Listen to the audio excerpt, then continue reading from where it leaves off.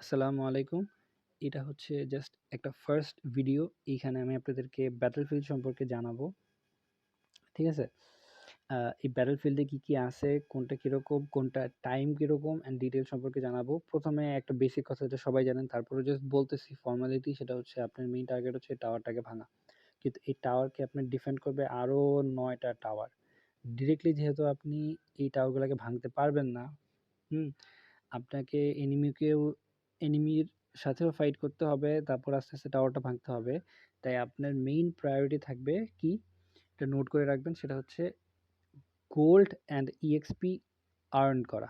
হ্যাঁ, এগুলো আপনার লাগবে, এগুলো আপনাকে কামাই করতেই হবে। গোল্ড অ্যান্ড ইএক্সপি আর্ন করার কিছু উপায় আছে, আছে না? তো সেই উপায়টা হচ্ছে, তিনটা উপায় আপনাকে বলি। সেটা হচ্ছে মিনিয়ন। প্রথম উপায় হচ্ছে মিনিয়ন, আপনার মিনিয়ন মারতে হবে। দ্বিতীয় উপায় হচ্ছে ক্রিপস বা বাফ, এগুলোকে বলা হচ্ছে ক্রিপস। ঠিক আছে, সবগুলাকেই ক্রিপ বলে। দেখেন আপনার এরিয়াতে যেগুলো আছে সেগুলো বলি। এনিমিরগুলো তো আসলে বোনাস, এনিমিরগুলো না ধরি, এগুলো হচ্ছে ক্রিপস। ঠিক আছে, এরপর আসে হচ্ছে টার্টেল। এই যে টার্টেল আর হচ্ছে লর্ড, ঠিক আছে, এই দুইটা আছে।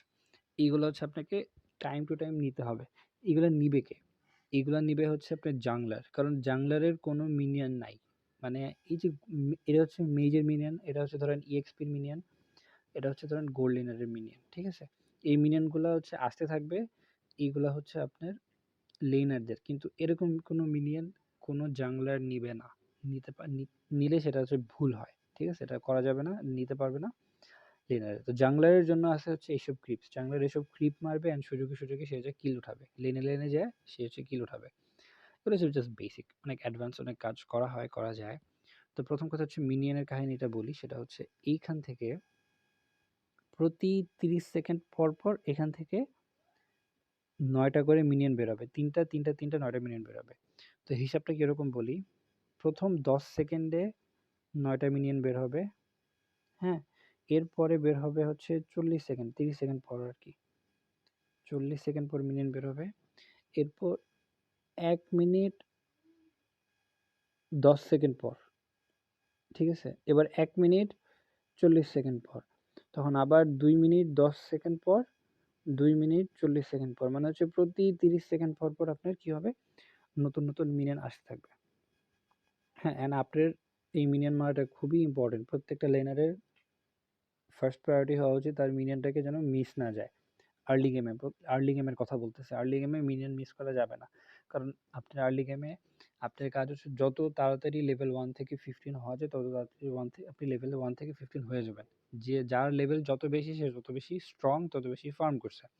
এই মিনিয়ন থেকে আপনি গোল্ডও পাবেন, ইএক্সপিও পাবেন। ইএক্সপি আপনার লেভেল আপ করতে হেল্প করবে, আর গোল্ড হচ্ছে আপনাকে আইটেম কিনতে হেল্প করবে, যেগুলো হচ্ছে খুবই ইম্পর্টেন্ট একটা টপিক আইটেমসের। বা ওই যে থাকে না যে 6টা 7টা আইটেম দিয়ে ইউজ করে প্লেয়ার স্ট্রং হয়ে যায়। তো সেইগুলো সম্পর্কে আমি আলাদা একটা ভিডিও বানাবো বা ওভাবে ক্লাস নিব আর কি। আপাতত এতটুকুই থাক।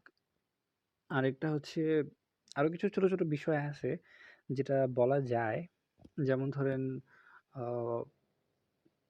গোল্ড ট্রেড বলতে একটা বিষয় আছে, আসলে এটা কি বলা উচিত? আচ্ছা, আরেকটা অন্য কথা বলি, ইম্পর্টেন্ট কথা বলি, এগুলো পরে বলবো।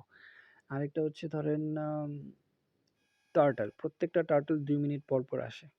হ্যাঁ, তার মানে প্রথম 2 মিনিট একটা টার্টল আসবে, তারপর 4 মিনিটে একটা আসবে, এরপর 6 মিনিটে একটা আসবে। ঠিক আছে, টার্টলগুলো হচ্ছে এইভাবে আসে। এরপর যে লর্ড, লর্ড প্রথমটা আসে হচ্ছে 8 মিনিট। এরপর যদি আপনি ওটাকে টাইম মতো মানেন, একটু 10 মিনিটের একটু পরে আসে, মানে টাইম হচ্ছে 8, 10, 12, 14, 16 এভাবে যেতে থাকে আর কি। কিন্তু কথা হচ্ছে যে আপনি যদি 8 মিনিটের লর্ডটাকে দেরি করে মারেন, তাহলে অবশ্যই 10 মিনিটের লর্ডটা দেরি করে আসবে। জিনিসটা খুবই সিম্পল। ধরেন আপনি 8 মিনিটে যে লর্ডটা আসছে সেটাকে আপনি মারছেন 10 মিনিটে, তাহলে 10 মিনিটের যে লর্ডটা আসবে সেটা আসবে 12 মিনিটে। এরকম হিসাব আর কি, প্রতি 2 মিনিট পর পর মরার 2 মিনিট পর পর এগুলো আসবে আর কি। টার্টেল তো প্রথম 8 মিনিটের পর তো টার্টেল একটাও আসবে না। এরপর থেকে যা আসবে সব লর্ড আসবে। অ্যান্ড অবশ্যই 12 মিনিটের পর যে লর্ড হয় সেটা একটা এনহ্যান্সড লর্ড হয়, সেটা অনেক বেশি পাওয়ারফুল থাকে। অ্যান্ড যত সময় আগাবে আপনার লর্ড তত বেশি পাওয়ারফুল হতে থাকবে। মনে রাখবেন 20 মিনিটের পরে যে লর্ডগুলো আসে সেগুলো প্রচুর স্ট্রং হয়, সেগুলো ডিফেন্ড করা অনেক কঠিন হয়ে যায় 20 মিনিটের পরের লর্ডগুলো আর কি। হুম আর কি কিছু মিস করছি আমি? আসলে এর আগেও দু একটা ভিডিও বানাইছিলাম, তো এই টপিকেরই এগুলা কেটে দিচ্ছি, অনেক বড় হয়ে গেছে দেখে। এখন বুঝতে পারতেছি না আসলে যে কোন ইনফরমেশনটা আমি মিস করে গেছি, বাট আমার কাছে মনে হয় এতটুকু যথেষ্ট ফার্স্ট টাইমে। আরেকটা হচ্ছে অবজেক্টিভ। প্রত্যেকটা রোলের ডিফারেন্ট ডিফারেন্ট অবজেক্টিভ আছে। একটা মেজ, একটা ইএক্সপি, একটা মার্কসম্যান, একটা জাংলারের প্রত্যেকের, আবার ট্যাঙ্কও তো আছে বা রোমার আছে। প্রত্যেকের আলাদা আলাদা অবজেক্টিভ আছে। মনে রাখবেন, একজন খারাপ খেললে সেটা আরেকজনের উপর প্রভাব ফেলে। এজন্য কখনো ডিরেক্টলি এভাবে বলা যায় না যে ওই একটা সিঙ্গেল প্লেয়ারের জন্য খারাপ খেলছি।